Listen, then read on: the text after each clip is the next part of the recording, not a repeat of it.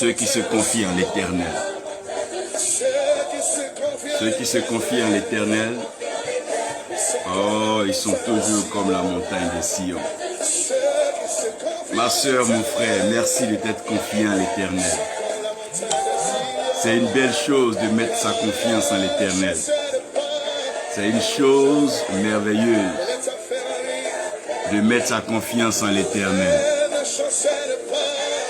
Comme tu mets ta confiance en l'Éternel, tu ne chancelleras point. Tu ne chancelleras point. Tu demeureras toujours en lui.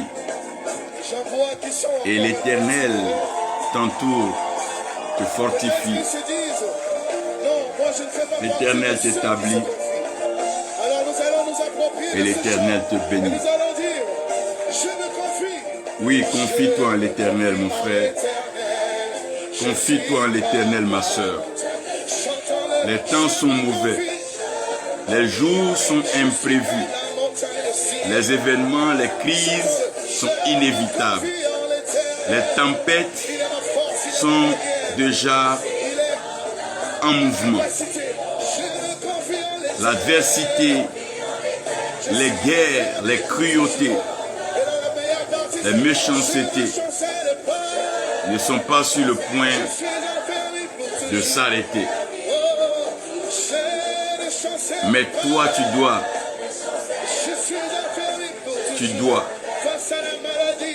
te confier en l'Éternel. Tu dois pouvoir te confier en l'Éternel. Si je parle aujourd'hui par la grâce de Dieu, c'est pour que tu puisses te confier en l'Éternel. C'est en lui que tu auras la victoire. C'est en lui que tu auras toujours cette force. Confie-toi en l'Éternel. Confie-toi en l'Éternel. Confie-toi en l'Éternel. Malheur à celui qui met sa confiance en l'homme. Malheur est celui qui met sa confiance en des institutions, en des organisations, en des fédérations, en des associations, en des mouvements. Tout ce qui est créé par l'homme, tout ce qui est pensé par l'homme, tout ce qui est géré par l'homme, tout ce qui est conduit par l'homme, tout ce qui est manipulable par l'homme. Faisons attention à cela. Ne mettons pas notre foi, ne mettons pas notre confiance en ces choses. Nous devons mettre notre confiance en l'Éternel. Je veux que nos nations mettent leur confiance en l'Éternel. Oui, Burkina Faso, mets ta confiance en l'Éternel. Côte d'Ivoire, mets ta confiance en l'Éternel. France, mets ta confiance en l'Éternel. Que les nations se confient en l'Éternel. Nigeria, mets ta confiance en l'Éternel. Ghana, mets ta confiance en l'Éternel. Éthiopie, mets ta confiance en l'Éternel. Que le Gabon place sa confiance en l'Éternel. L'Afrique du Sud doit savoir compter sur Dieu. Les États-Unis doivent davantage compter sur Dieu. C'est vrai que sur leur devise est écrit en Dieu, nous mettons notre confiance. Oui, nous devons croire en l'Éternel. L'Éternel nous protège chaque jour. Dans chaque année, l'Éternel nous couvre les 365 jours de ses ailes. Il nous garde jalousement et précieusement entre ses mains, afin que le méchant ne puisse pas nous arracher, afin que le malheur ne puisse pas nous voler des mains de l'Éternel. Parce que l'Éternel nous aime. Oui, Ces montagnes-là entrent toujours dans l'affermissement. Ceux qui se confient en l'Éternel, ceux-là sont comme la montagne de Sion. Lorsque tu acceptes de te confier en l'Éternel, de grâce, ne te confie pas en un homme, de peur que la déception soit fatale. De grâce, ne te confie pas en une organisation humaine, une constitution, une fédération. Si ce sont les hommes qui font, c'est les hommes qui vont défaire. Si ça vient de l'homme, ça finira par décevoir. Mais quand ça vient de Dieu, c'est pour toujours. Quand c'est pour Dieu, c'est bon. Quand c'est en Dieu, c'est merveilleux. Je veux aujourd'hui t'annoncer par la grâce de l'Éternel que tu ne seras point atteint. Tu ne subiras pas le malheur. Tu ne seras pas détruit. Le malheur va s'agiter autour de toi. La mort va s'exhiber autour de toi. La guerre va crier haut et fort par des coups de pétard, de fusils, de bombes et de détonations. Mais en aucun cas, tu ne seras inquiété. Le feu va battre son plein. Il y aura flamme, rage, confrontation. Mais tu ne seras point troublé. Comme ce petit oiseau qui avait trouvé déjà sa foi en l'Éternel, en Jésus-Christ, et qui dormait paisiblement pendant que les vagues étaient donc tumultueuses, s'élevant ça et là, se battant et se jetant encore dans la mer. Mais la tranquillité de l'oiseau, oh mon Dieu, dans le creux du rocher. Je prie aujourd'hui, frères, sœurs, nous sommes dans les temps les plus difficiles, où chaque homme essaie de prétendre être arrivé très haut, très loin, dans sa science, dans sa connaissance. Mais faisons très attention. Malheur à celui qui met sa confiance en l'homme. Triste, découragé, abandonné, rejeté, sera alors celui qui fait de l'homme son refuge et fait de l'homme son lieu de conseil. Mais glorieux, restauré, est celui qui met sa confiance en l'Éternel. Parce que l'Éternel ne déçoit jamais. L'Éternel ne trahit jamais. Il est le Dieu tout-puissant, il est le Dieu très haut. Il ne trahit jamais ses enfants et il ne les déçoit jamais. Il a un devoir de père, il a un devoir de créateur. Il a un devoir de pourvoyeur, il a un devoir de protecteur. Il a un devoir de producteur, il a un devoir de transformateur. Notre Père Céleste veut nous voir heureux. Il veut nous voir dans l'abondance. Il nous parle même de la vie comblée, la vie éternelle. Ça veut dire qu'il ne parle même pas d'une vie temporaire, une vie terrestre, une vie matérielle. Mais il nous prend la vie dans sa plénitude, dans toute sa dimension. Et il nous parle de la vie glorieuse.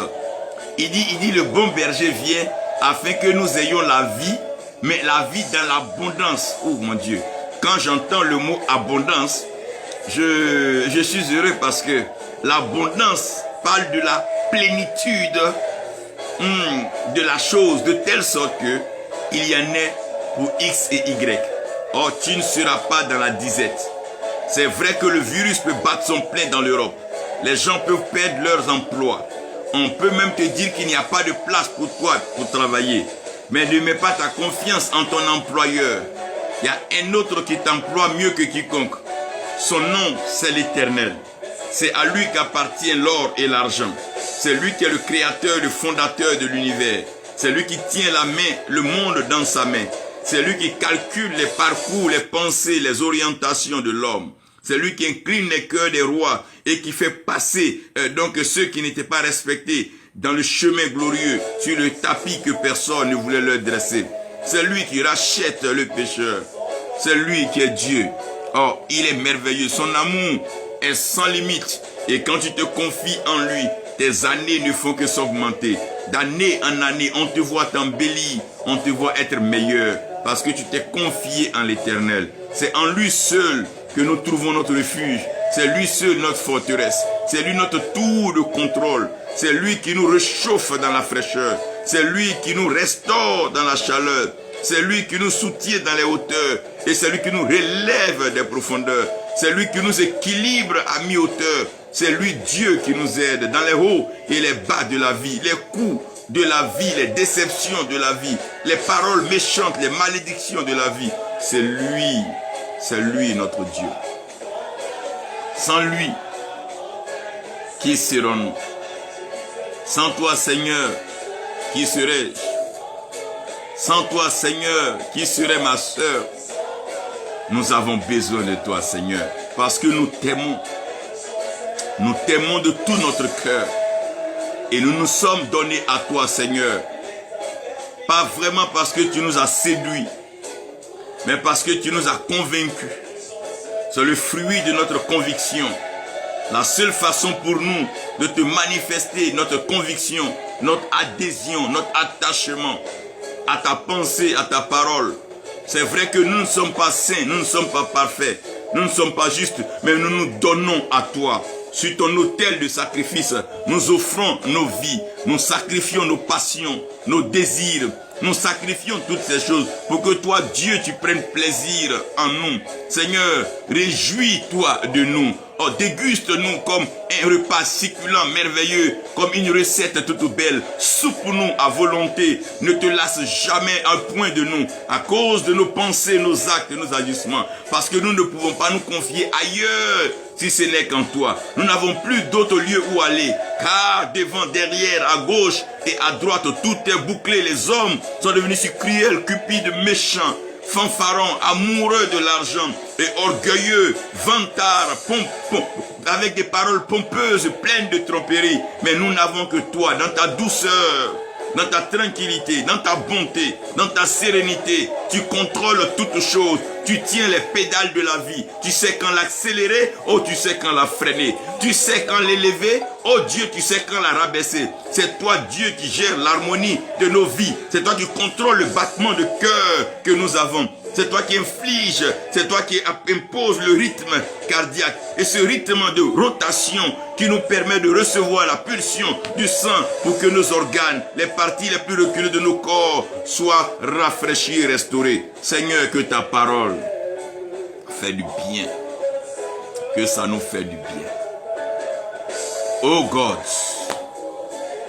who is like you? There is no one like you. Que le Seigneur donc nous bénisse ce matin. Et j'aimerais donc partager cet enseignement à cause de ce temps que nous sommes en train de vivre.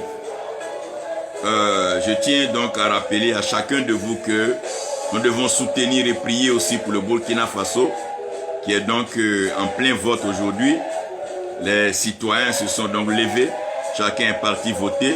Nous prions que la grâce, la main de Dieu se repose sur chacun d'eux et que les élections se passent très bien, que les résultats soient donnés dans toute la transparence et que le peuple se réjouisse avec donc celui qui est élu et que ceux qui ne sont pas élus sachent que, à part la place, le poste de président, il y a plusieurs autres postes importants dans la nation et dans la vie où on peut être et puis assumer.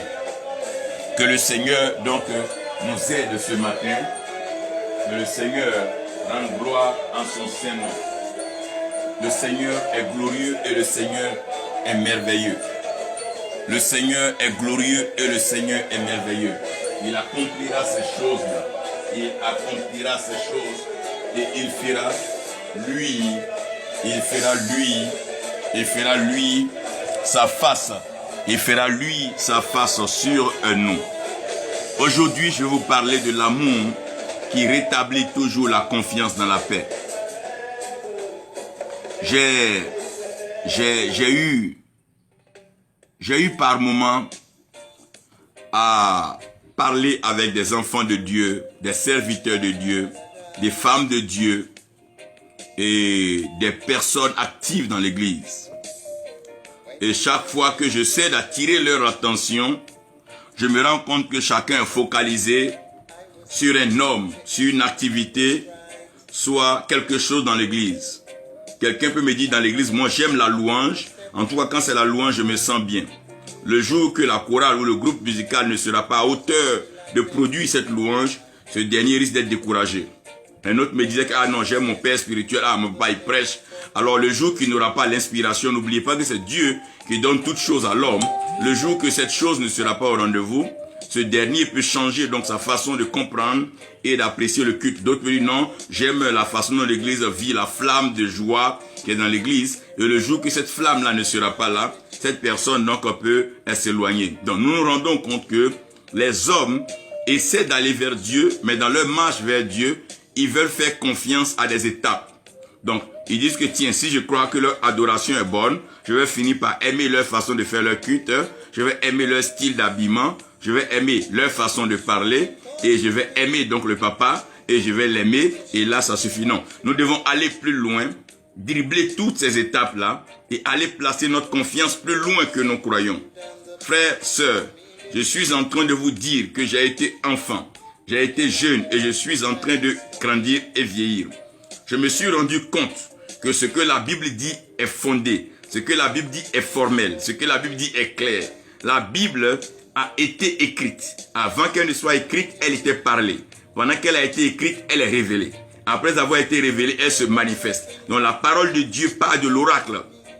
Dieu a toujours parlé et sa parole oracle a été écrite pour servir de loi, table de loi. Et la parole écrite en tant que table de loi a besoin de révélation. Sans la révélation, le peuple n'est pas éclairé. Et la parole révélée a besoin de manifestation. C'est dans la manifestation que la création, la créature, tout homme voit la gloire de Dieu. Et cette parole-là, elle n'a pas seulement été écrite, mais avant que tout soit fait, la parole était au commencement. Ça veut dire que ce que cette parole dit a été déjà vérifié depuis l'alpha jusqu'à l'oméga. La parole est vraie depuis le commencement jusqu'à la fin. Donc tout ce que la parole de Dieu dit est déjà fondé. Pour ça, David dit, oh Dieu, dans le ciel, pour toujours ta parole est établie. Donc la parole de Dieu elle est établie dans le ciel et Dieu élève sa parole au-dessus de tous ses noms. Donc ce que la Bible dit devient vérité absolue qui ne laisse même pas de place des discussions ou de commentaires. Ce que la Bible dit, peu importe la grandeur des normes, peu importe le titre qu'il puisse porter, personne ne peut retirer un iota ou ajouter un iota à la parole de Dieu. La parole est en elle-même pleine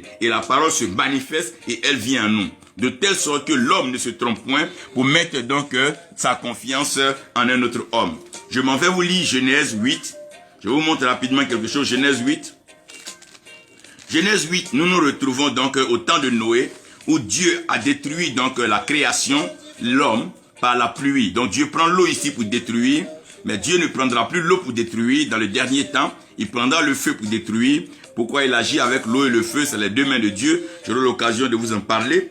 Vous pouvez suivre certaines vidéos sur les deux mains de Dieu. Allez-y voir dans YouTube. Dieu dit dans Genèse 8, verset 21, « L'Éternel Dieu sentit une odeur agréable, et l'Éternel dit en son cœur, « Je ne maudirai plus la terre à cause de l'homme. » Donc si Dieu a maudit la terre, ce n'était pas à cause de la terre même, c'est à cause de l'homme. Il dit, « Je ne maudirai plus la terre à cause de l'homme. » Donc, Dieu a maudit la terre à cause de l'homme. Parce que Dieu a dit, la terre produira des ronces et des épines. Mais tout ça à cause de l'homme. Dieu dit, il ne maudira même plus la terre à cause de l'homme. Mais pourquoi? Parce que les pensées du cœur de l'homme, soulignez ça, parce que les pensées du cœur de l'homme sont mauvaises dès sa jeunesse. Donc les pensées du cœur de l'homme sont mauvaises depuis sa jeunesse. Et je ne frapperai plus tout ce qui est vivant comme je l'ai fait. Si quelqu'un peut nous prendre ce verset, qu'il écrive là pour que les gens lisent. Dieu a maudit la terre à cause de l'homme. Mais il dit il ne maudira plus la terre à cause de l'homme. Tout simplement parce que les pensées du cœur de l'homme sont mauvaises dès sa jeunesse. C'est pas aujourd'hui. C'est depuis sa jeunesse. Psaume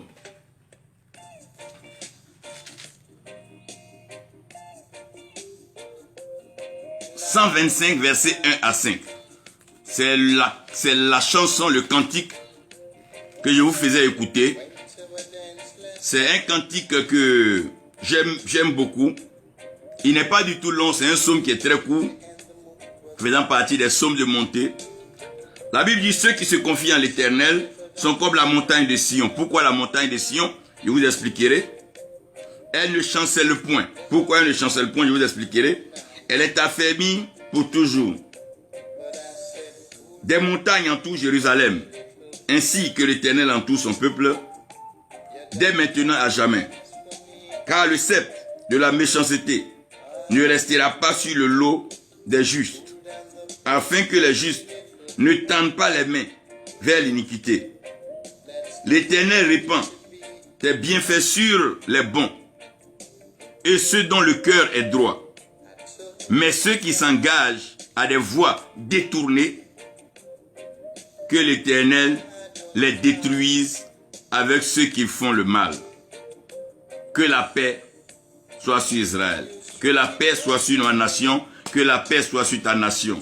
Que la paix repose sur toi. Père, tu as l'autorité spirituelle suprême. Tu règnes dans le ciel et sur la terre. Tu accomplis tes œuvres. Viens par ta parole. Arrose-nous. Bénis-nous. Permets-nous de comprendre les profondeurs, les mystères. Et révèle-nous les choses cachées qui nous permettront de grandir, croître et d'être affermis, établis en toi. Merci pour ta fidélité. Au nom de Jésus-Christ. Amen. Je rentre dans ce message-là.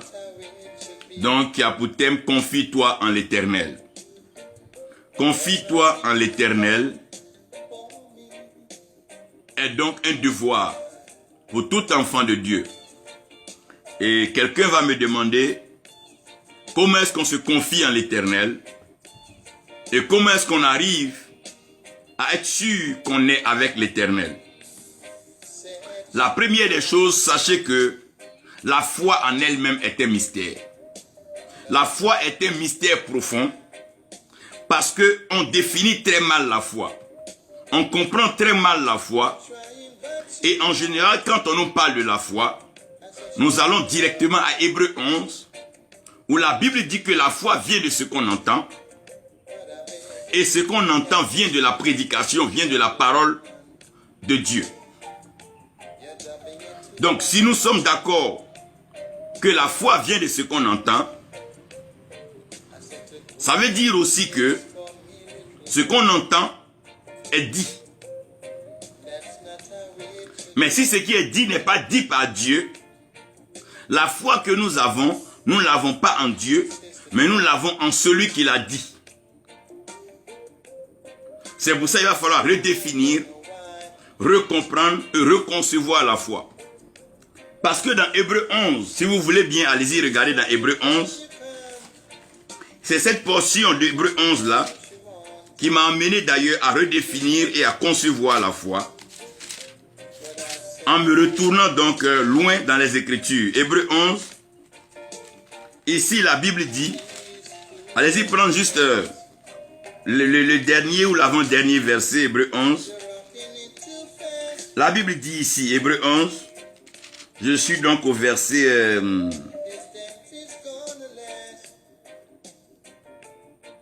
je suis au verset 38. La Bible dit, eux, dont le monde n'était pas digne, errant dans le désert et des montagnes, dans les cavernes et les antres de la terre. Regardez le verset 39, c'est ce que je veux.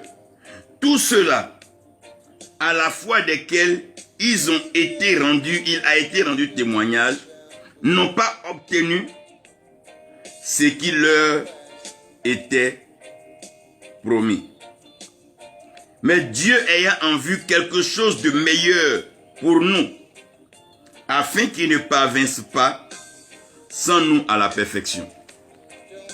Donc, si nous définissons la foi, comme la foi vient de ce qu'on entend, donc si un prophète, un pasteur, un apôtre, un serviteur de Dieu t'a dit que tu auras ceci, que tu feras cela, que tu auras cela dans 4 ans, dans 3 ans, que les 3 ans arrivent que tu n'as pas eu, si tu veux alors te fier à cette définition, c'est que tu n'aurais pas obtenu ce qui t'avait été promis.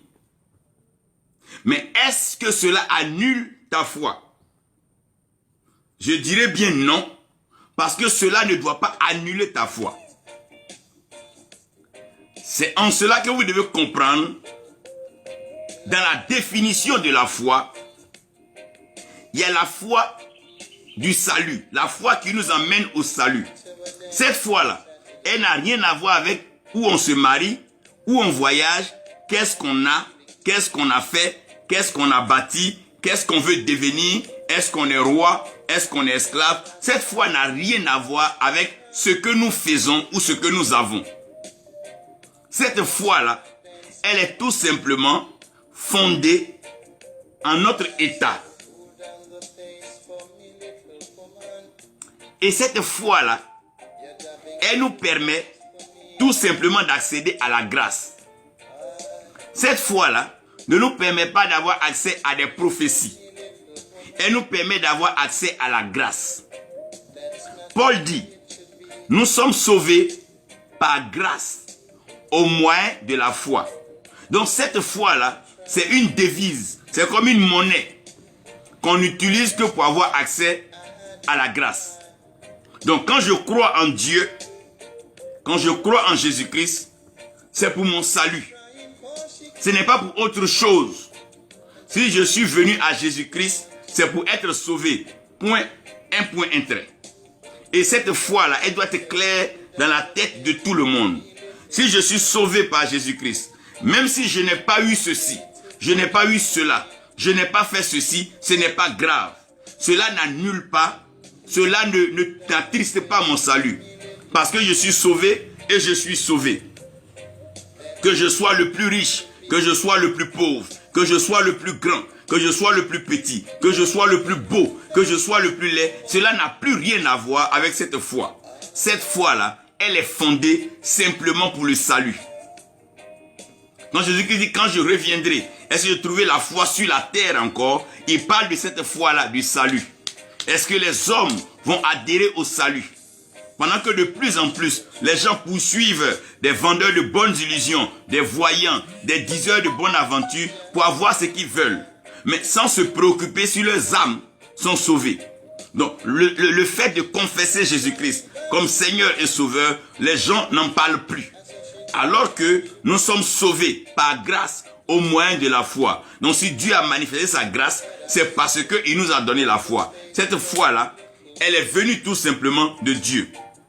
Non, le salut n'est pas l'œuvre d'un homme, c'est l'œuvre de Dieu. C'est Dieu lui-même qui nous donne la capacité d'être sauvés. Ça, c'est la foi qui produit le salut. C'est la foi qui conduit au salut.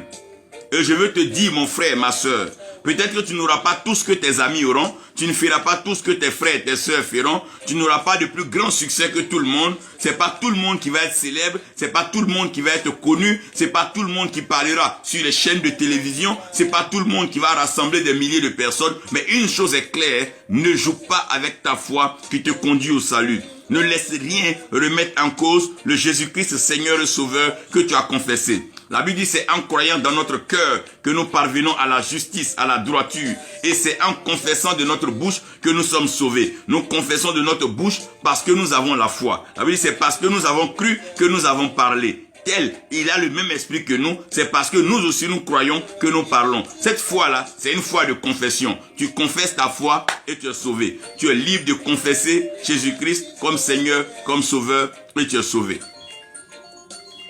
Après cette foi, je vais vous parler de la deuxième foi qui est une foi qui vient. Cette foi-là, elle vient. Elle n'est pas suscitée. Elle vient. La Bible dit que la foi vient de ce qu'on entend. Donc cette foi-là, la première fois vous l'avez dans Ephésiens 2:8, la deuxième fois c'est quand vous entendez une parole. Donc si tu n'as pas entendu une parole, ne suis pas les gens. Si Dieu dit aujourd'hui allez-y sur une montagne, si toi tu n'as pas entendu cette parole, laisse celui qui a entendu aller sur la montagne. Si Dieu dit aujourd'hui jeûnez, si toi tu n'as pas entendu jeûner, laisse ceux qui ont entendu faire. La foi vient de ce qu'on entend. Le problème c'est qu'on veut agir par suivissement. On ne peut pas suivre tout le monde. Ce que Dieu ne t'a pas dit, Dieu ne t'a pas dit. Dieu connaît ton nom et Dieu te connaît. Dieu connaît là où tu habites. Même si DHL peut te livrer un courrier exactement là où tu habites, à plus forte raison les anges de l'Éternel qui ont créé et qui ont marqué la terre avec Dieu. Ils connaissent Dieu, une fourmi noire, dans la nuit noire, sous une pierre noire. Dieu voit cette fourmi. C'est pour vous dire un peu que ne vous embrouillez pas. Ce que Dieu ne vous a pas demandé de faire, ne le faites pas. Vous ne prouvez pas votre spiritualité à quelqu'un. C'est un service agréable que vous rendez à Dieu. Vous ne faites plaisir à personne. Vous ne cherchez à intimider personne. Laissez Dieu vous parler. Si Dieu veut que tu te lèves, il te dira lève-toi ma fille. Si Dieu veut que tu te couches, il te dira couche-toi mon fils. Si Dieu veut que tu pries, il te dira prie mon fils. Parce que c'est Dieu qui contrôle tout. C'est Dieu qui est au contrôle de tout. Ce n'est pas à nous de donner le rythme de la vie chrétienne à Dieu. Ce n'est pas à nous de dire, Seigneur, aujourd'hui on est menacé, on veut prier 30 jours. La foi vient de ce qu'on entend. Si tu n'as rien entendu, tais-toi. Non, et ce qui me fait mal, c'est quand les gens veulent dire des choses parce qu'ils voient des événements dans le monde. Il y a une élection, chacun veut dire que c'est lui qui va gagner. Mais si Dieu ne t'a rien dit, tais-toi. Ça ne changera pas ton ministère, ça ne changera pas ta personnalité. Ne cherche pas à prendre des titres ou bien de te faire valoir là où Dieu ne t'a rien dit. Quand Dieu ne t'a rien dit sur la vie de quelqu'un, soit honnête, dit ah maman ou bien ma soeur ou mon frère, Dieu ne m'a rien dit sur toi. Laisse-moi faire une prière pour que Dieu te conduise vers le prophète ou la prophétesse que Dieu va utiliser pour te parler. C'est vrai, je suis serviteur de Dieu, mais Dieu ne m'a rien dit sur toi. Je ne veux pas te mentir, je ne veux pas te trahir, je ne veux pas te blaguer. Je veux être honnête envers toi. C'est vrai, je reconnais que Dieu me parle, mais pour toi, il ne m'a encore rien dit. Parce que la foi vient de ce qu'on entend. La foi, c'est pas ce que nous on fabrique. Ça vient de ce qu'on entend. Romains 5, verset 17. La foi vient de ce qu'on entend. Si on n'a rien entendu, on n'a rien entendu. On va beau crier dans la nation. Si Dieu ne t'a pas dit, voici celui qui est choisi, qu'est-ce que tu as fait quoi? Samuel est parti chez Isaïe, je sais. Avant que Dieu ne lui parle, Samuel s'est trompé 7 fois. Il veut prendre lui là, Dieu dit c'est pas lui. Il veut prendre lui là, Dieu dit c'est pas lui. Souvent on pense que, non, mais Dieu ne regarde pas l'apparence. Dieu parle. Si Dieu dit c'est lui là, je veux que tu suives là, il va te parler. Si Dieu dit c'est celle-là, je veux que tu marches avec. Dieu va te parler. Dieu parle. Dieu ne peut pas avoir peur de parler à la créature. C'est lui qui nous a créé à son image. Si Dieu t'a donné des oreilles, c'est parce qu'il n'a pas peur de te parler. S'il a voulu que tu aies des oreilles, c'est pour te parler même qu'il t'a donné des oreilles. Parce qu'il sait que les oreilles sont les récepteurs de la parole. Donc Dieu sait.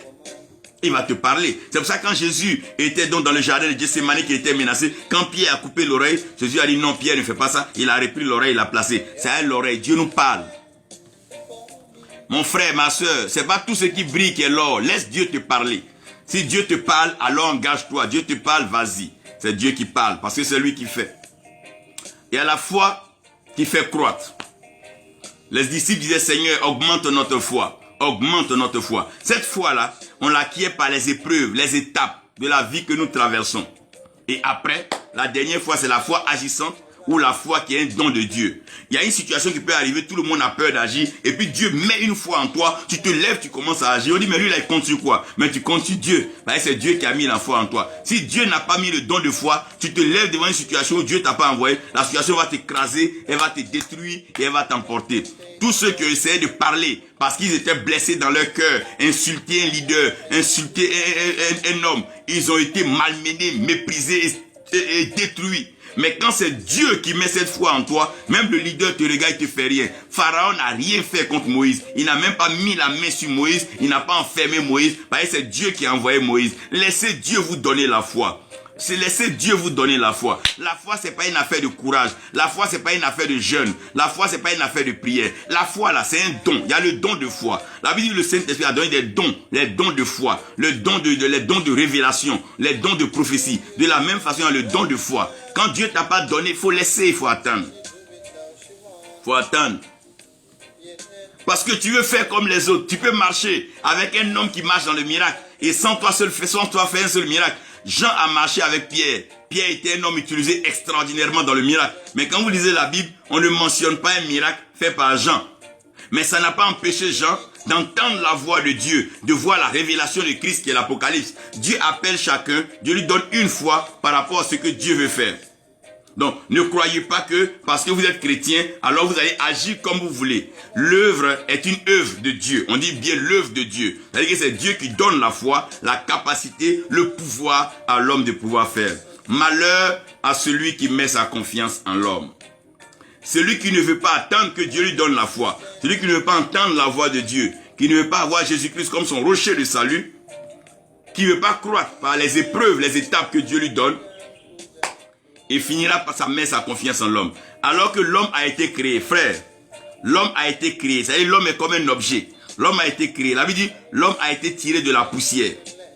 Et la Bible dit, tu es poussière et tu retourneras à la poussière. Donc si tu mets ta confiance en l'homme, c'est comme tu mettais ta confiance en la poussière. C'est comme tu mettais ta confiance dans la tombe.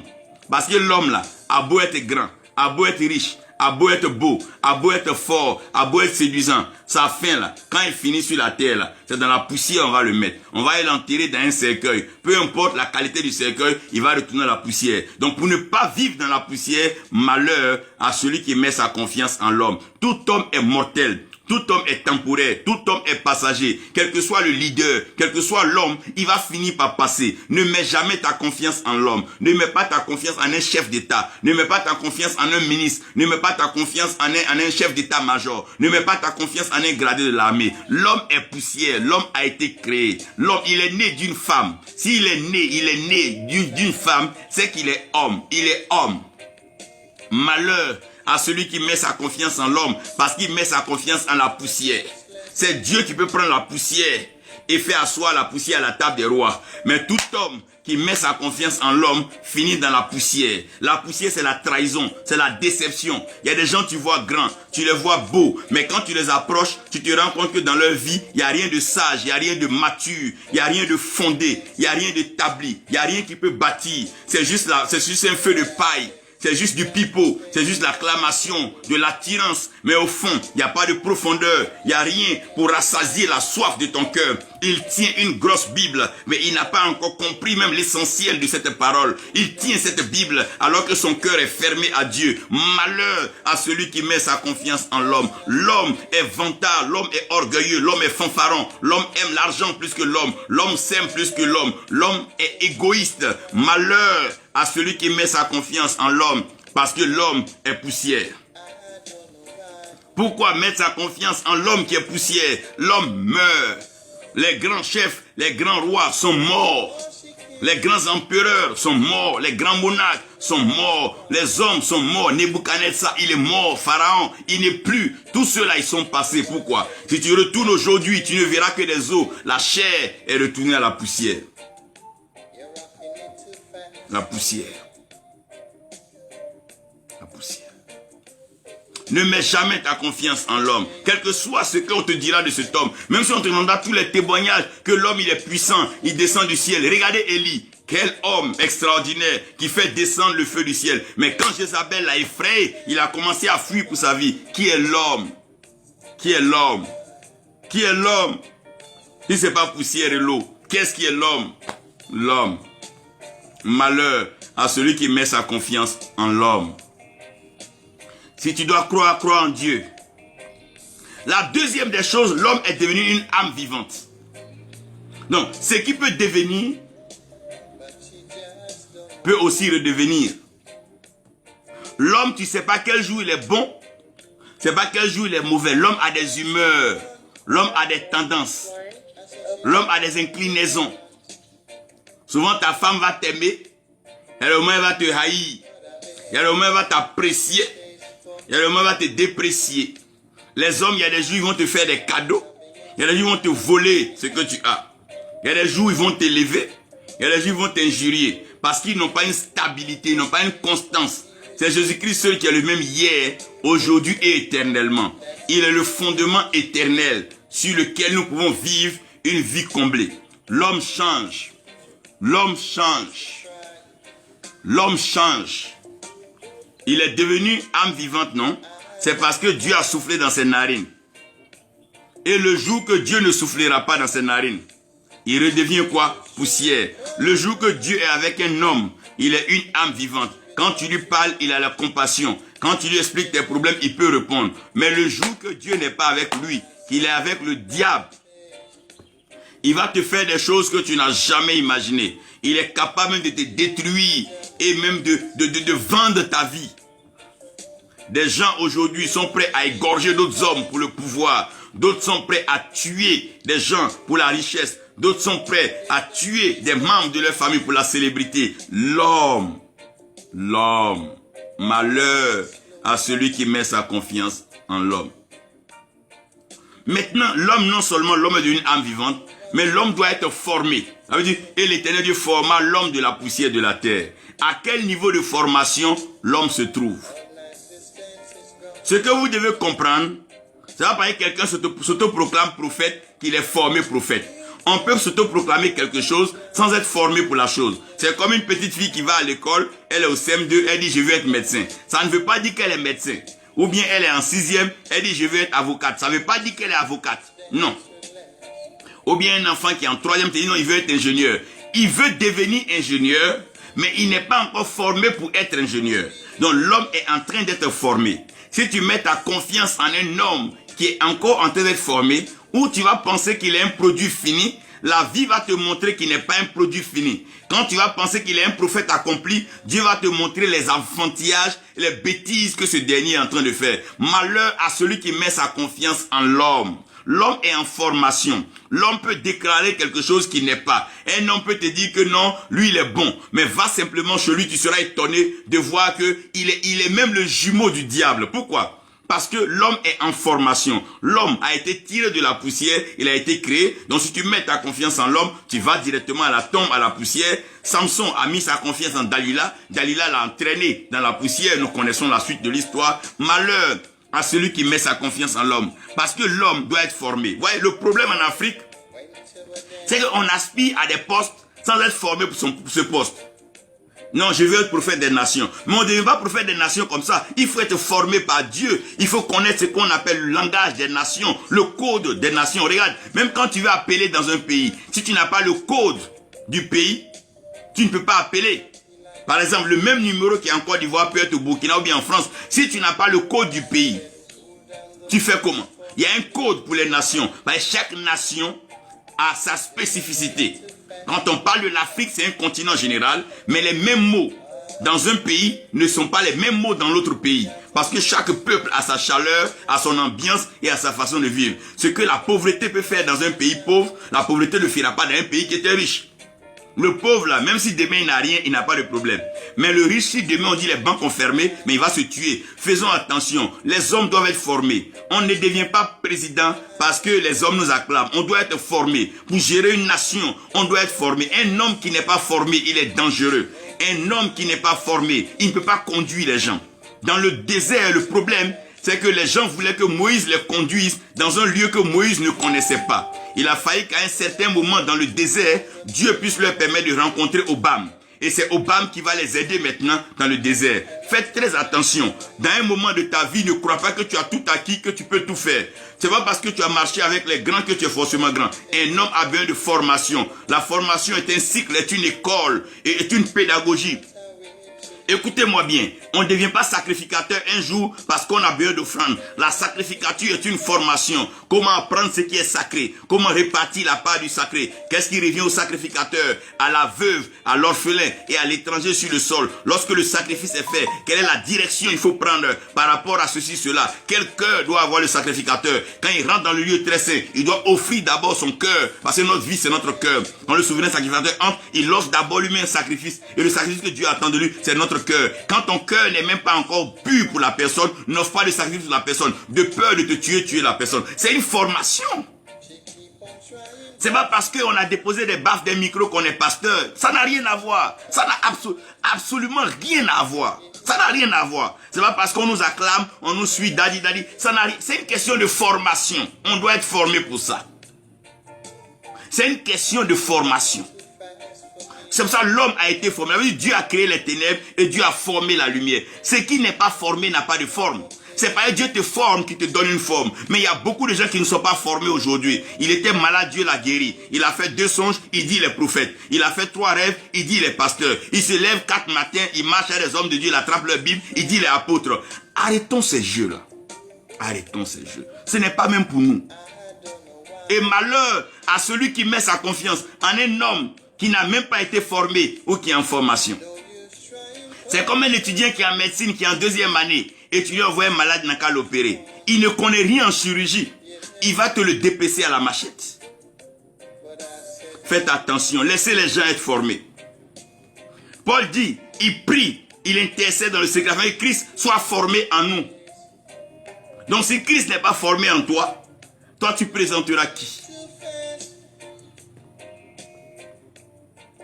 l'homme établi. Voyez, le malheur, c'est que Dieu établit l'homme. Dieu a établi Moïse pour faire sortir le peuple d'Égypte. Mais Dieu n'a pas établi Moïse pour faire rentrer le peuple à Canaan. Donc on peut compter sur Moïse pour faire sortir le peuple d'Égypte. Mais on ne peut pas compter sur Moïse pour faire rentrer le peuple à Canaan parce qu'il n'a pas été établi pour ça. Vous voyez, c'est pas parce que tu marches avec un pasteur qui prie pour toi, tu as la prospérité, que ce pasteur peut gérer ton problème de couple. Non, chacun est établi pour quelque chose. C'est comme un financier. Il peut donner des conseils dans tes finances, mais il ne peut rien t'apporter sur la gestion de ton entreprise. Ce n'est pas son domaine. Dieu a établi les hommes. Chacun est choisi pour quelque chose. Élie, il a été établi pour travailler avec le feu. Élisée a marché avec Élie. Mais tout le temps, Élisée a travaillé avec l'eau et dans l'eau. La tête de l'âge est tombée dans l'eau. Si Élisée n'a pas été formé comme ça, comment il fait revenir la tête de l'âge qui est tombée dans l'eau? Pendant que les fils des prophètes croyaient qu'on pouvait couper tous les arbres. Ce n'est pas tous les arbres on coupe. Il y a des arbres on ne coupe pas parce que ça porte du fruit. La Bible dit que celui qui ne s'assoit pas sur le chemin des moqueurs, des pécheurs et des méchants, il est comme un arbre qui est planté au bord d'un courant d'eau. Mais les fils des prophètes, ils coupent les arbres qui sont plantés au bord d'un courant d'eau. Ils ne connaissent pas. Aujourd'hui, dans le manque de croissance, dans l'immaturité, la naïveté, la soif de la célébrité, la quête effrénée de l'argent. Aujourd'hui, plusieurs jeunes hommes immatures ont découragé plusieurs personnes. Elles ne vont plus à l'église, elles ne croient plus en Dieu. Ils ont abusé de plusieurs femmes mariées, gâché des foyers, détruit des vies par des paroles, des paroles saugrenues, des paroles idiotes. Non, c'est lui qui sait que non, tel n'est pas ton temps. Mais lui, il sait ça sur la base de quoi? Et aujourd'hui, les gens font ce pourquoi Dieu ne les a pas établis. Quand Dieu t'a établi comme pasteur, il ne t'a pas établi pour aller marcher dans une nation. Il ne t'a pas établi pour parler de la politique. Mais si Dieu t'établit pour les hommes politiques, quand tu vas parler, ils vont comprendre. Mais un domaine dans lequel Dieu ne t'a pas établi, l'homme aime toujours travailler dans le domaine où Dieu ne l'a pas envoyé. Donc un homme qui est dans le domaine où Dieu ne l'a pas envoyé, si tu lui fais confiance, c'est que vous devriez être égaré. Un homme qui n'a pas une boussole, qui ne connaît même pas son nord, toi tu dis qu'à t'envoyer au sud, mais il va t'envoyer au sud sur la base de quoi? Il ne connaît même pas son nord. Un homme qui ne connaît pas son est, c'est lui qui va t'envoyer à l'ouest? Non, vous allez vous égarer. Dieu établit les hommes. Chaque homme de Dieu est établi pour quelque chose. Ce n'est pas tout le monde qui est prédicateur. Ce n'est pas tout le monde qui est prophète. Ce n'est pas tout le monde qui est enseignant. Ce n'est pas tout le monde qui est oracle. Ce n'est pas tout le monde qui explique les textes. C'est des dons. C'est Dieu qui établit chacun comme il veut. L'œuvre de Dieu n'est pas une œuvre d'intimidation, une œuvre d'impression. Non. C'est plutôt un sacerdoce. C'est une mission que nous accomplissons fidèlement. Donc, quelqu'un qui est chauffeur, il n'est pas pilote. Il est assis derrière l'avion dans le cockpit. Il est assis devant l'avion dans le cockpit. Et toi, tu vas t'asseoir derrière lui-même. Qu'est-ce qu'un chauffeur peut faire dans l'avion? Il ne connaît même pas comment décoller l'avion. Il ne connaît pas les codes de l'air, les codes du vent. Il ne connaît même pas la géométrie spatiale. Et un homme comme ça, tu es assis derrière lui parce qu'il est dans l'avion. Mais vous partez où vous deux? Mais le crash, on n'a pas besoin d'être le plus mauvais des vins pour le prédire. Voyez, les hommes sont établis. Tout homme de Dieu est établi. Avant de suivre un homme de Dieu, ne regarde pas les fleurs qui poussent. Ce n'est pas toutes les fleurs qui donnent des fruits. Chaque homme de Dieu est établi pour quelque chose. Il y a des gens qui ont Dieu leur a fait la grâce d'avoir un ministère de délivrance. Ils peuvent te délivrer, mais ils ne peuvent pas te remplir. Quand ils ont fini de te délivrer, si tu restes là, ils vont te détruire parce qu'ils n'ont pas la capacité de te faire grandir. C'est comme une mère. Quand elle met l'enfant au monde, le lait maternel permet à l'enfant d'atteindre un âge pour commencer à manger la nourriture solide. Mais si la femme veut nourrir l'enfant au lait jusqu'à ce que l'enfant ait 30 ans ou 40 ans, mais l'enfant va mourir dans la main de la mère. Pourquoi? Parce qu'à un moment, le lait même ne viendra plus et l'enfant ne voudra plus du lait. Comme ça, quand on prend de l'âge, on ne tète plus. Parce que ce n'est plus ce qu'il faut. Vous devez comprendre que chacun est établi. Malheur à celui qui met sa confiance en l'homme. L'homme peut prétendre ce qu'il est, mais il est établi pour quelque chose. Un homme ne peut pas tout faire. Un homme fait ce que Dieu lui a dit. Si tu sors du domaine dans lequel Dieu a établi l'homme, il va te tuer.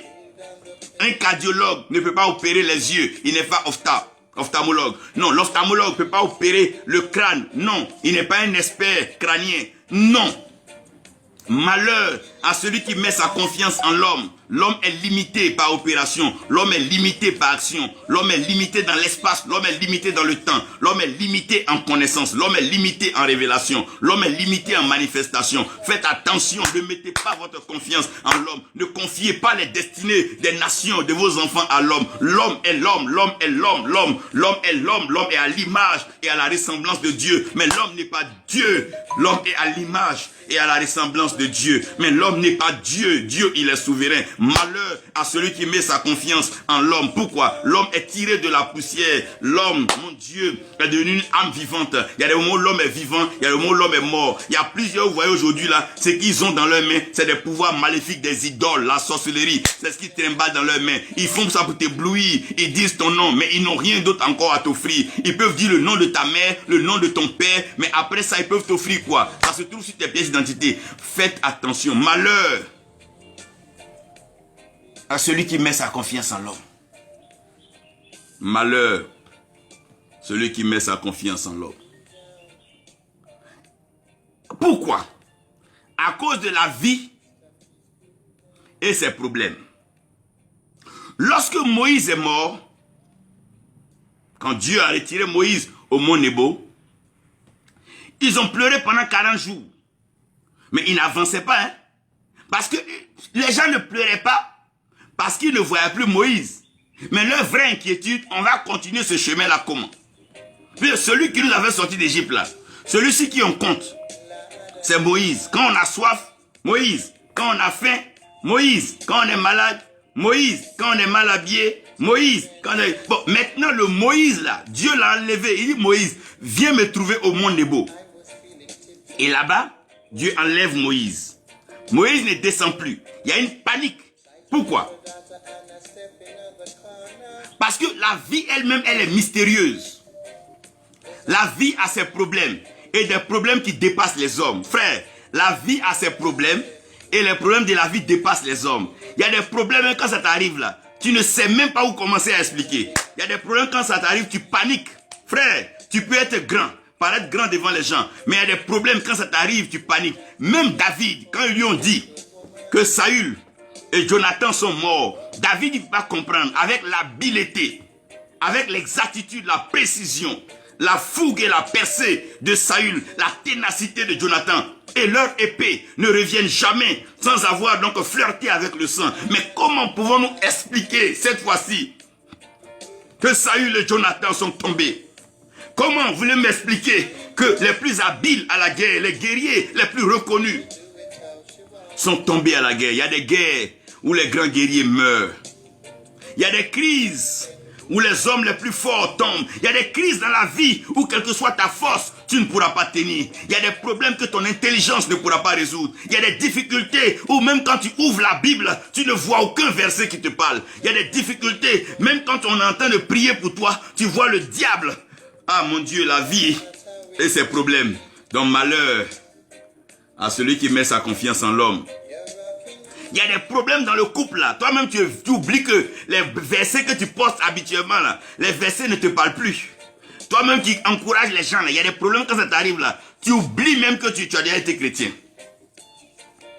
Tu veux même aller vers le diable. Tu veux aller quelque part vers un féticheur. Il y a des moments où tu as envie de fuir pour aller voir un marabout. Pourquoi? Parce qu'il y a la vie et ses problèmes. C'est pour ça, malheur, celui qui met sa confiance en l'homme.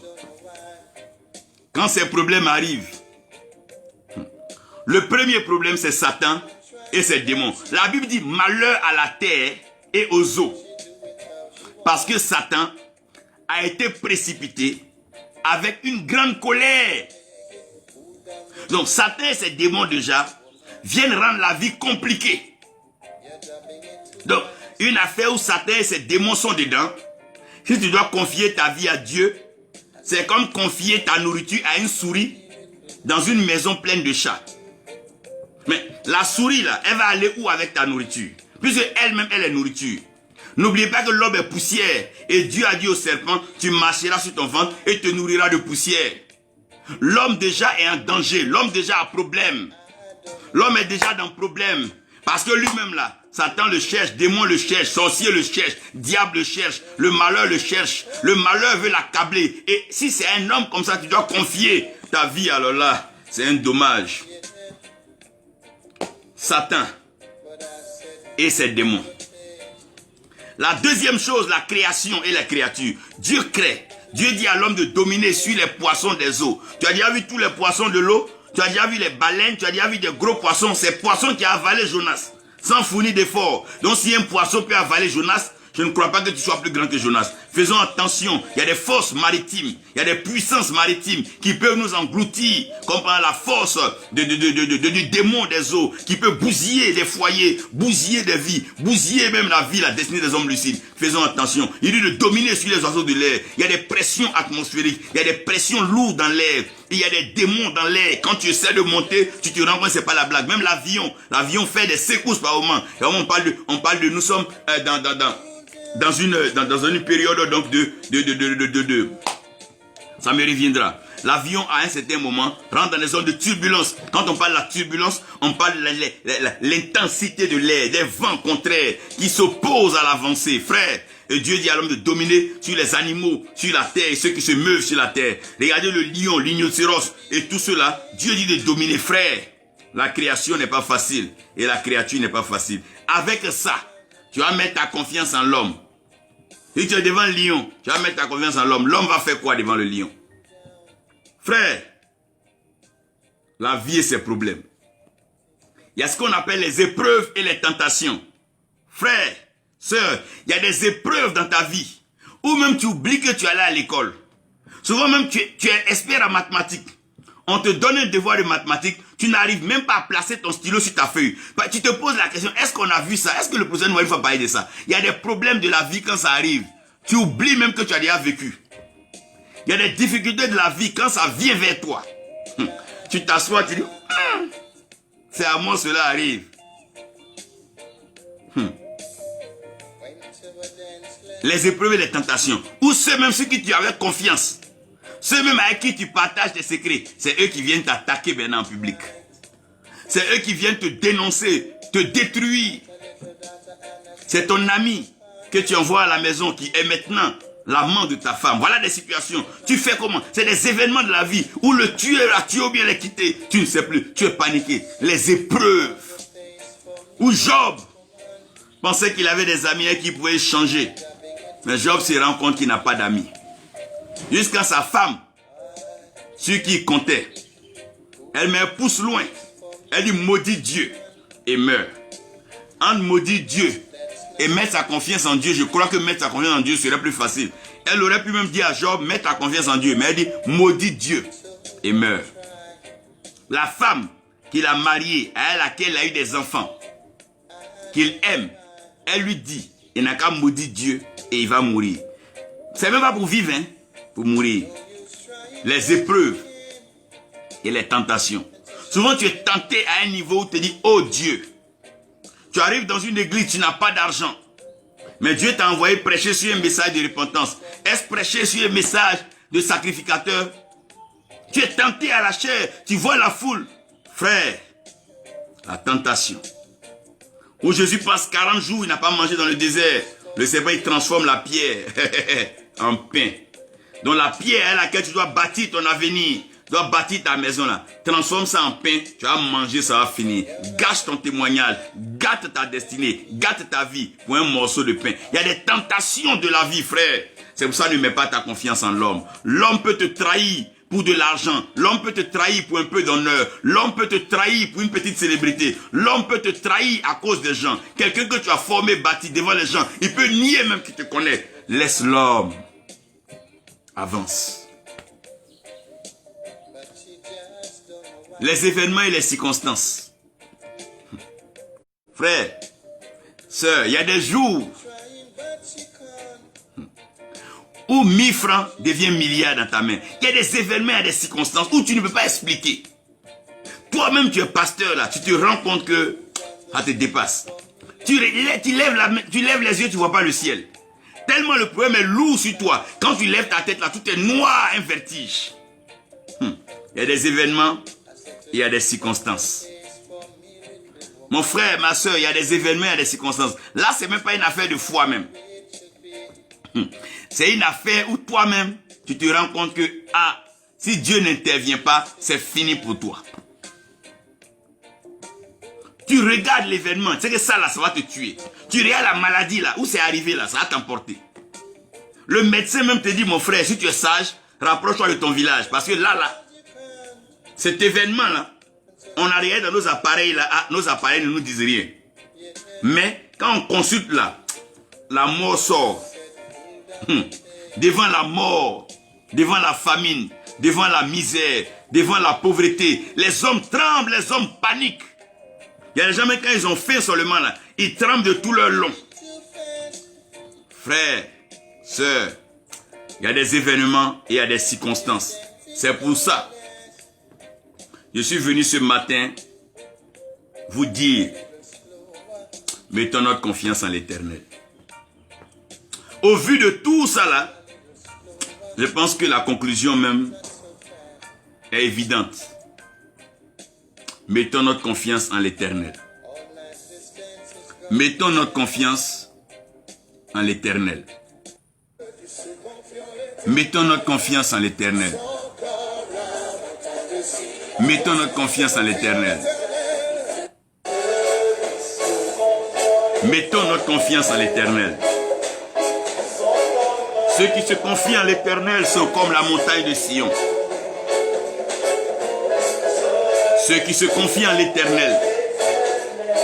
Oui, mon frère, quand tu te confies en l'Éternel. Ma soeur Dominique, quand tu te confies en l'Éternel. Mon frère Marc, quand tu te confies en l'Éternel. Gérard Yao, quand tu te confies en l'Éternel. Oh Cécile, quand tu te confies en l'Éternel. Excusez-moi, quand tu te confies en l'Éternel. Lorsque tu te confies en l'Éternel. Oh mon Dieu, ceux qui se confient en l'Éternel. Quand tu te confies en l'Éternel. Quand tu te confies en l'Éternel. Quand tu te donnes à l'Éternel, quand tu te jettes sur l'Éternel, il dit ceux qui sont chargés et fatigués, venez à moi, oh mon Dieu. Ceux qui se confient en l'Éternel. Oui, quand tu te confies en l'Éternel, tu ne regardes même plus le problème, tu n'écoutes même plus les circonstances, tu t'occupes même plus des vents de la terre, le feu et l'eau. Oh, ça ne t'intéresse plus quand tu te confies en l'Éternel. Ceux qui se confient en l'Éternel. Ceux qui se confient en l'Éternel. Ceux qui se confient en l'Éternel. Ceux qui se confient en l'Éternel. Oh non, ceux qui se confient en l'Éternel. Ceux qui donnent leur vie à l'Éternel. Ceux qui placent leur foi en l'Éternel. Ceux qui prennent leur force en l'Éternel. La Bible dit, oh mon Dieu, ceux qui s'attendent à l'Éternel, ceux qui se confient à l'Éternel, ils reprennent leur, oh mon Dieu, ils se fortifient, ils se bonifient, ils gagnent en meilleur et ils prennent leur envol comme l'aigle et ils percent le vent, mon Dieu, ils percent et ils ne sont point fatigués, ils ne se lassent point, mon Dieu, quand tu te confies à l'Éternel. Oui, j'ai vu les hommes, j'ai vu des juristes, j'ai vu des lieux de sécurité des organisations, mais j'ai décidé de me confier à l'Éternel. Oui, confie-toi à l'Éternel, mon frère. N'oublie jamais. La Bible dit ceux qui se confient en l'Éternel sont comme la montagne de Sion.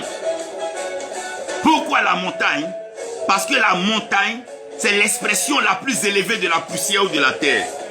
Parce que la poussière peut arriver à une dimension qu'on appelle la pierre. La poussière, quand elle évolue, elle devient le grain de sable d'abord. Dieu dit à Abraham, tes enfants seront comme les grains de sable. Parce que le serpent mange la poussière, mais il ne mange pas les grains de sable. Après les grains de sable, nous devenons comme des pierres. Et c'est quand les pierres sont frottées, les pierres s'expriment que le feu sort. Mais l'élévation maximale de la poussière, c'est la montagne. Quand Dieu veut convoquer ses prophètes, ses oints, il les convoque sur la montagne. Parce que la montagne, c'est le lieu de l'élévation. Sur la montagne, on a une vue panoramique. Ceux qui se confient à l'Éternel sont comme la montagne. Dieu les élève au-dessus des problèmes et ils voient le problème depuis là-haut. Ceux qui se confient à l'Éternel sont comme la montagne. La montagne, c'est le lieu du rendez-vous. La montagne, c'est le lieu où Dieu déploie sa puissance, où Dieu déploie sa force. C'est sur la montagne que Dieu, par le feu, par le caractère écrit sur les tables. C'est sur la montagne que Dieu parle. Il dit à Abraham, trouve-moi Morija, viens avec Isaac, viens avec ton unique. Trouve-moi sur la montagne. C'est sur la montagne que Dieu a immobilisé le bélier. Sur la montagne de l'Éternel. L'Éternel se pourvoira. Abraham dit, sur la montagne de l'Éternel. L'Éternel se pourvoira. Donc l'Éternel ne se pourvoit pas partout. Il se pourvoit sur sa montagne. Tous ceux que Dieu a appelés, Dieu les a appelés sur la montagne. C'est pour ça les Samaritains, ils partaient adorer Dieu sur la montagne Gazirim. Et aussi les Juifs, ils partaient adorer Dieu à Jérusalem sur la montagne. Mais les vrais adorateurs adorent Dieu dans le cœur, en esprit et en vérité. Quand tu te confies à l'Éternel, l'Éternel élève ton cœur au-dessus de tous les problèmes. Parce que Jésus-Christ qui souffle dans ton cœur, c'est lui qui est monté vers le Père. C'est lui seul qui est descendu, qui est monté. Ceux qui se confient à l'Éternel sont comme la montagne de Sion. Les problèmes deviennent petits, mais eux ils sont élevés par la grâce de Dieu. Dieu te lève au-dessus de tes ennemis, tes adversaires. Quand tu te confies à l'Éternel, il te met sur les ailes d'aigle. Ah mon Dieu. La Bible dit aux ailes, sur les ailes d'aigle. Ah! Quand tu te confies à l'Éternel, il te lève au-dessus de tes ennemis, tes adversaires. Ceux qui pensaient être à ton niveau, il t'élève. Ceux qui se confient à l'Éternel sont comme la montagne de Sion. Mais pourquoi la montagne de Sion? Aidez-moi ici. La montagne de Sion, parce que Dieu parle maintenant. Il parle donc dans Ésaïe et il est en train de parler à Pierre. Il dit, je mets une pierre, oh mon Dieu. Il dit, je mets une pierre sur Sion. Ah mon Dieu, il couronne la montagne. Il couronne la montagne par une pierre. Ah, non seulement la montagne est élevée, mais il met une pierre au sommet de la montagne. Il dit, je place une pierre sur Sion. Celui qui met sa confiance en cette pierre ne sera point confus, ne sera point déçu. Je place une pierre sur Sion. Quand tu mets ta confiance en l'Éternel, il te couronne par Jésus-Christ. Christ est la tête de l'Église. Il est le premier-né d'entre plusieurs frères. Lorsque tu mets ta confiance en Christ, il te donne la tête de Jésus-Christ, la pensée de Christ. Quand tu as la pensée de Christ, tu triomphes des obstacles, des événements de la vie. La montagne de Sion sur laquelle est posée la pierre angulaire. Quand tu te confies à l'Éternel, il te donne la pensée de Christ, il te donne l'inspiration de Christ, l'imagination de Christ, la réflexion de Christ, la compréhension de Christ, la sagesse de Christ. Donc tu arrives à triompher dans l'adversaire. Ou sur la montagne de Sion, il place la pierre angulaire. Il dit, celui qui met sa confiance en cette pierre-là, il ne sera jamais confus. Quand tu te confies à l'Éternel, Dieu t'élève haut. Tu donnes la pensée, la sagesse, la compréhension, la connaissance, l'opération et la manifestation de Jésus-Christ. À partir de ce moment-là, la création tout entière et la créature t'est soumise. Parce que Christ en nous, l'espérance de la gloire. Ah. Christ en nous, l'espérance de la gloire. Et quand tu es sur cette pierre-là, la pierre t'affermit. L'affermissement, c'est quoi? C'est lorsque tes pieds sont fortifiés. Ta faiblesse est devenue une force. Lorsque tu te confies à l'Éternel, il t'affermit, il t'instruit, il t'enseigne, il te forge, il te bâtit, il te construit, il t'établit, il te restaure, il t'inspire, il te révèle, il t'illumine, il t'éclaire. Quand tu te confies en l'Éternel, ton ignorance devient connaissance, ta faiblesse devient force, ta pauvreté devient richesse. Parce qu'il est Dieu. Et rien ne lui est impossible. Et lorsque tu es affermi, il devient ta provision. C'est lui qui te donne. C'est lui qui te protège. C'est lui qui te donne. Et c'est lui qui te protège. De la même façon que les montagnes entourent Jérusalem. J'aime bien cette expression-là. Entoure Jérusalem. L'Éternel entoure son peuple, entouré. voyez, quand tu aimes quelqu'un, quand tu attrapes la personne, tu embrasses la personne. En l'embrassant, au fait, tes mains l'entourent. Quand les mains de Dieu t'entourent, Ézéchiel était pris dans un dilemme. Et l'armée d'Assyrie était descendue contre lui. Et le jeune prophète était inquiet, paniqué. Il dit, mais maître, voilà que nous sommes entourés. Et ils vont nous tuer. Ézéchiel dit, Seigneur, Élisée dit, Seigneur, ouvre les yeux de ce jeune homme afin qu'il sache que ceux qui sont avec nous sont plus nombreux que ceux qui sont contre nous. Ah, les montagnes entourent Jérusalem. De la même façon, l'Éternel entoure son peuple. Ah, il entoure ses enfants. Il fait un cercle de feu autour de ses enfants. Ce feu-là qui nous entoure, c'est ce feu qui nous protège. Même quand le sorcier vient la nuit, il voit une lumière qui t'entoure. Quand les méchants viennent contre toi avec les armes, il voit un feu qui t'entoure.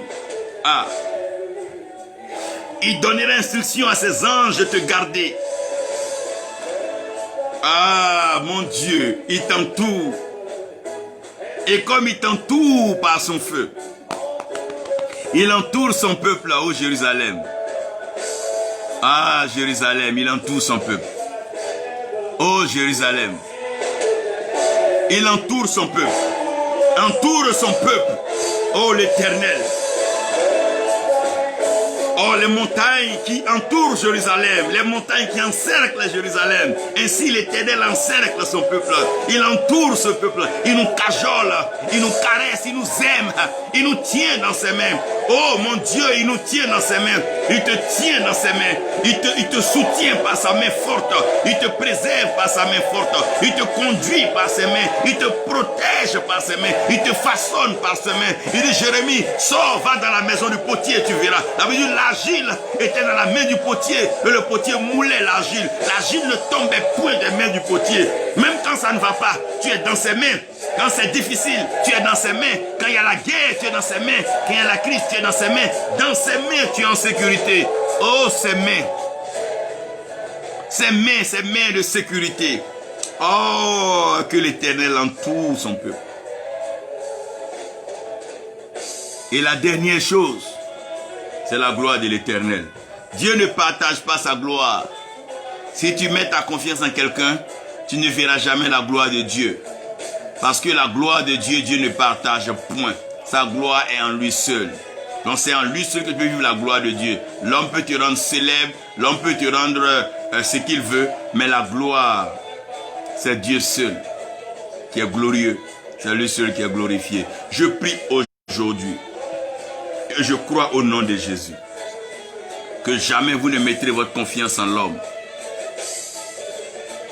Je ne vous demande pas de douter des hommes, mais mettez votre confiance en l'Éternel. Je ne vous dis pas de haïr les hommes. Gérard, non, c'est parce que je veux. Mais je veux que vous mettez votre confiance en l'Éternel. Dominique, tu comprends? Que vous mettez votre confiance en l'Éternel, c'est ça. Croyez en Dieu. Laissez Dieu triompher dans vos pensées. Laissez Dieu être dominant dans votre cœur. Être le seul qui siège dans votre cœur. Laissez Dieu couler en vous. Laissez Dieu vous entourer.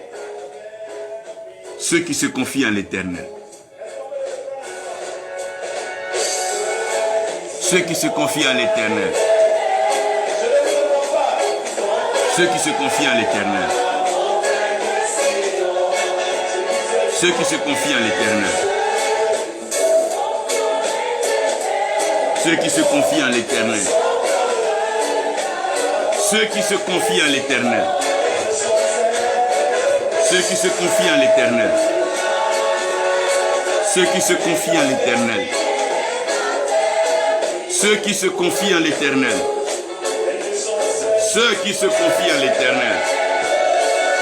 Ceux qui se confient en l'Éternel. Ceux qui se confient en l'Éternel. Ceux qui se confient en l'Éternel. Ceux qui se confient en l'Éternel. Ceux qui se confient en l'Éternel. Confiez-vous en l'Éternel. Les hommes passent. Leurs projets passent, leurs programmes passent, Leurs idées peuvent changer. Mais l'Éternel le même hier, aujourd'hui, éternellement. Dieu n'est point un homme pour mentir. Il n'est pas le fils des hommes pour se dédire. Et Dieu veille sur sa parole pour accomplir pleinement sa parole. Dieu amène à l'existence ce qui n'existe pas. Oui, les montagnes qui entourent Jérusalem, c'est le signe que l'Éternel entoure son peuple. Que le Seigneur vous bénisse et que sa grâce repose sur vous. Ceux qui se confient en l'Éternel, ceux-là sont comme la montagne de Sion. Tu seras une montagne spéciale dans ta génération, une montagne particulière dans ta famille, dans les nations du monde. Mets ta confiance en l'Éternel. Crois en ce que ton Dieu te dit. Écoute sa voix, écoute sa parole. Fonde ta foi sur sa parole, comme les montagnes qui entourent Jérusalem. Ainsi l'Éternel entoure son peuple, comme les montagnes qui couronnent Jérusalem. Ainsi l'Éternel te couronne de sa gloire. Il te lève, il t'établit et il te oint d'huile. Et ta coupe déborde parce que ta table est dressée devant tes ennemis. Et il permet que tes ennemis même te servent. Ah, et dans leur aigreur, leur jalousie, ils font déborder ta coupe. Mais tu la préfères pleine et tu la consommes. Dieu te bénira toujours si tu gardes ta confiance en lui. Que le Seigneur bénisse chacun de nous. Bon dimanche à tous. Confions-nous en l'Éternel.